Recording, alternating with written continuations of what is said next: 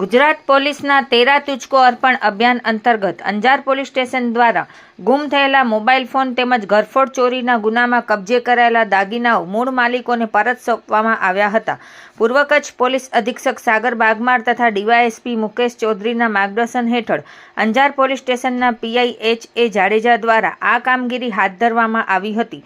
CDR અને CEIR પોર્ટલની મદદથી ગુમ થયેલા 20 મોબાઈલ ફોન શોધી કાઢવામાં આવ્યા, જેની અંદાજિત કિંમત રૂપિયા 4 લાખ થાય છે. ઉપરાંત અંજાર પોલીસ સ્ટેશનમાં નોંધાયેલા ઘરફોડ ચોરીના ગુનામાં ચોરી થયેલા 25,000ના દાગીના તેમજ 10,000 રોકડ મળી કુલ 4.35 લાખનો મુદ્દામાલ રિકવર કરવામાં આવ્યો હતો.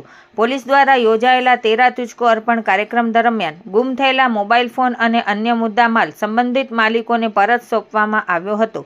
માલિકોએ પોતાની ખોવાયેલી મિલકત પરત મળતા અંજાર પોલીસનો આભાર વ્યક્ત કર્યો હતો.